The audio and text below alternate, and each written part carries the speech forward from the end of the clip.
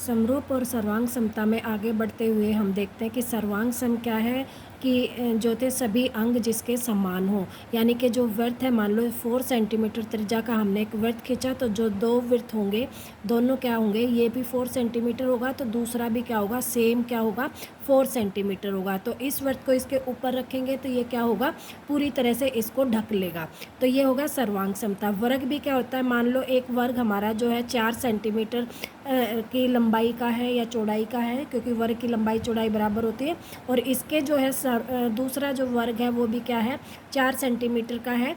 तो ये दोनों जो वर्ग होंगे वो भी क्या होंगे, सर्वांग सम होंगे। तो ये तो सर्वांग सम के एग्जाम्पल हैं। अब समरूप क्या होता है, समरूप होता है अगर इनका अनुपात समान हो। मान लो एक त्रिभुज है ये, और इसकी भुजाएं क्या है, 3 है, 4 है, और ये मान लो 2 है। तो दूसरी जो त्रिभुज है, मान लो ये जो है, इनकी भुजाएं क्या है, 6 है, 4 है, 8 है। तो देखो इनका अनुपात क्या है, हर एक का जो है 2 गुना है।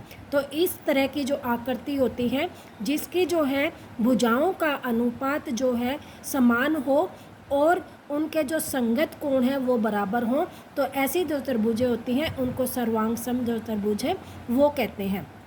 ठीक है। अब जो है समरूप और सर्वांग सम का जो है अंतर आप लोगों को समझ में आ गया। सर्वांग सम क्या होती है, जो चीज़ें जो है बिल्कुल सेम हो, एक दूसरे के ऊपर एक दूसरे को कवर कर लें।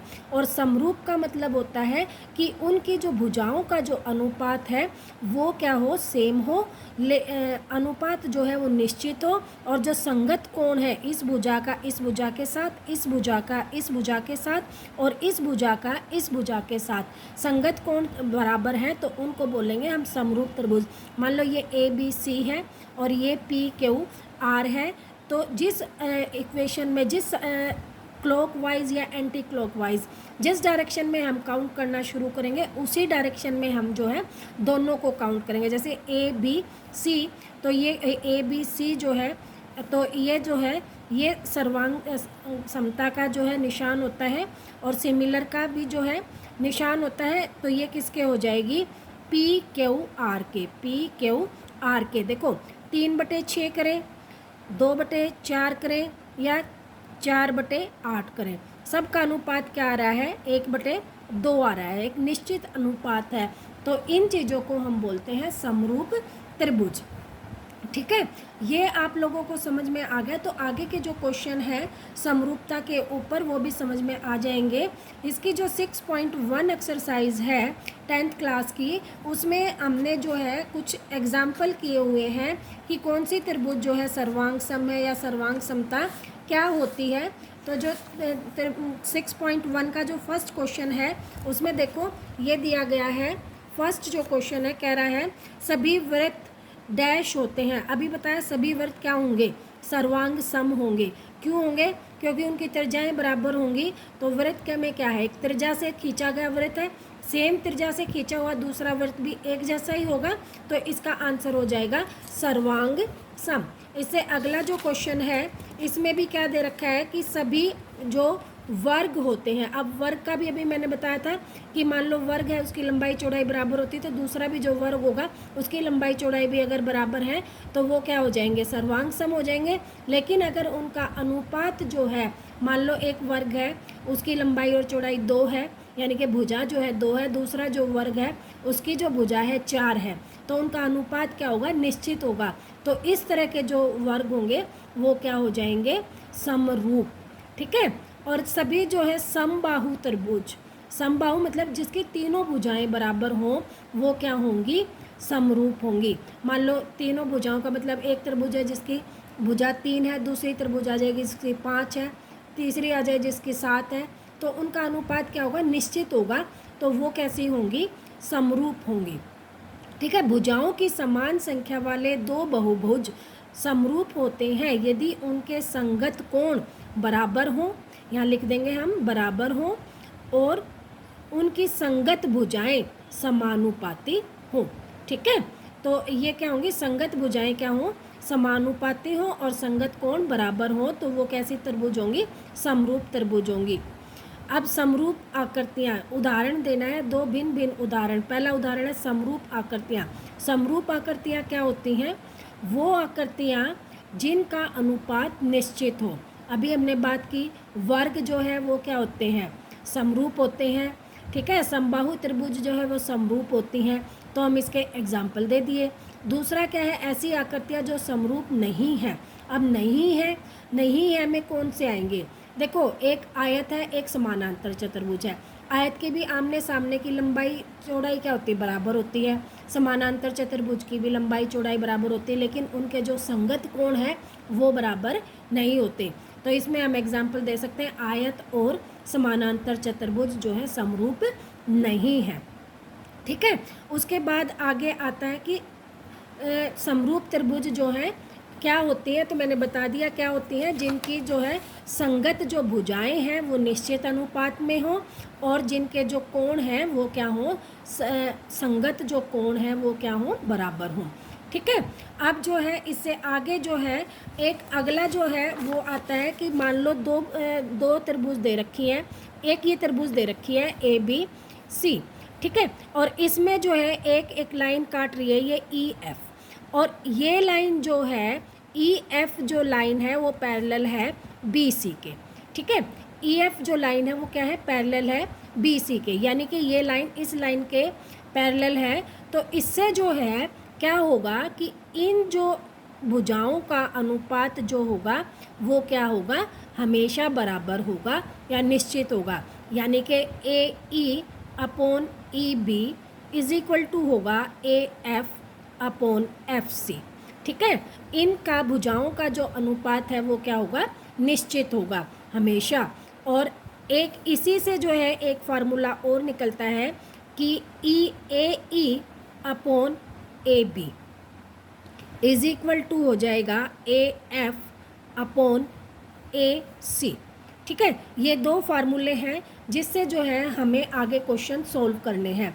इसी फार्मूले को लेकर हम क्वेश्चन सोल्व करते हैं। तो जो 6.2 एक्सरसाइज है हमारी, उसका जो मेन जो पेपर में क्वेश्चन आते हैं वो जो क्वेश्चन है कि दो, मान लो एक ये त्रिभुज दे दी है हमारे को, इसका फर्स्ट क्वेश्चन का फर्स्ट ही पार्ट है कि ABC एक त्रिभुज दे दी और इसमें ये जो है पैरेलल हो गया DE, और इसका अनुपात दे दिया 1.5, ये दे दिया 3, और जो है ये दे दिया 1, और क्या निकालना है कि AD ये जो भुजा है ये निकालनी है, ठीक है। अब ये जो है नीचे दी गई आकृति में DE पैरेलल टू BC, एक में EC और दूसरी में AD ज्ञात करनी है। अब इसमें क्या निकालना है, EC ज्ञात करनी है हमें, ये वाली। अब देखो इसमें जो फर्स्ट वाला फार्मूला है, इसको फर्स्ट नाम दे दे, इसको हम जो है सेकंड नाम दे दे। तो जो फर्स्ट वाला फार्मूला है उसमें क्या है कि ऊपर वाली भुजा बटे में नीचे वाली भुजा। तो इसमें ऊपर वाली भुजा क्या है 1/5, नीचे वाली क्या है 3। इधर क्या हो जाएगा, ऊपर वाली भुजा है क्या 1/, नीचे दे देंगे EC। अब क्या करेंगे, क्रॉस मल्टीप्लिकेशन करेंगे, तो इसकी मल्टीप्लाई हो जाएगी 1.5 इंटू में EC बराबर 3 इंटू में 1। तो EC इज इक्वल टू हो जाएगी 3/1.5। अब इसको इसका दशमलव खोल देंगे तो ऊपर 10 आ गया, 3 पंजे 15 और 5 से क्या कर दिया 2। तो EC इज इक्वल टू क्या आ जाएगी हमारी 2। इसी तरह जो है दूसरा क्वेश्चन जो है उसको हम जो करेंगे कि ये एक जो है त्रिभुज दे दी, कौन, इसका नाम दे दिया AB और C, और यही एक लाइन है DE, ठीक है। अब इसका ये दे दिया 7.2 और ये दे दिया 1.8, ये दे दिया 5.4। AD ज्ञात करनी है, ये वाली भुजा ज्ञात करनी है। अब इसमें भी सेम फर्स्ट वाला फार्मूला लगाएंगे कि AD upon DB is equal to AE upon EC।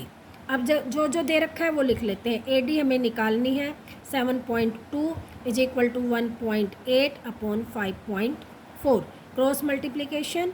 तो AD इंटू में 5.4 इज इक्वल टू 1.8 इंटू में 7.2। AD इज इक्वल टू हो जाएगा 1.8 इंटू 7.2 अपॉन 5.4।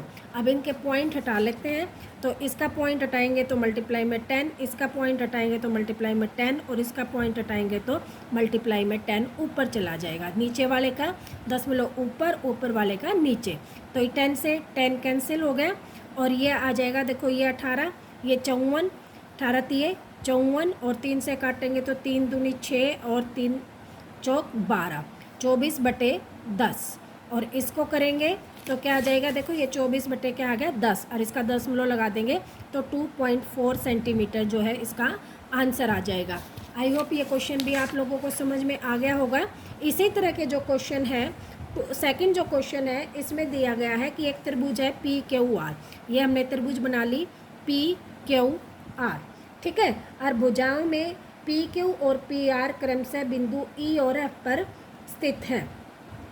अब जो है P और Q जो है इन दो भुजाओं पर E और F जो है स्थित हो गए। निम्नलिखित स्थिति में बताइए कि क्या EF पैरेलल है QR के। अब हमें इसमें शो करना है कि ये जो भुजा है इस भुजा के पैरेलल है। देखो पहले में तो क्या दिया हुआ था कि ये पैरेलल थी, DE पैरेलल टू BC, ठीक है। अब की बार हमें शो करना है कि ये पैरेलल है इसके, तो ये शो करने के लिए क्या होगा, अगर इनका अनुपात निश्चित होगा तो ये पैरेलल होंगी, अगर अनुपात निश्चित नहीं है तो पैरेलल नहीं है। अब दिया PE क्या है 3.9, EQ कितना दिया है 3, PF कितना दिया है 3.6, FR कितना है 2.4। अब देखो अब इसको क्या करेंगे 3.9 अपॉन 3, यानी कि हम लिख लें PE अपॉन में EQ, अगर पैरेलल है तो ये जो अनुपात है वो क्या आएगा, हमेशा क्या आएगा, निश्चित होगा, यानी कि सेम एक जैसा अनुपात होगा, इज इक्वल टू 3.6 अपॉन 2.4।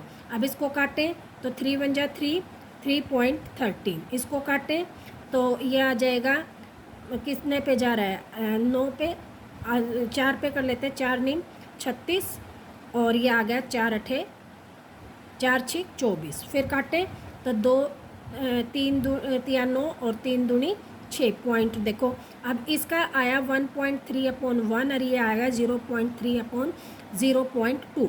अब ये अनुपात क्या है, सेम है नहीं है, तो क्या कहेंगे हम पहले वाले में कि EF not parallel to QR।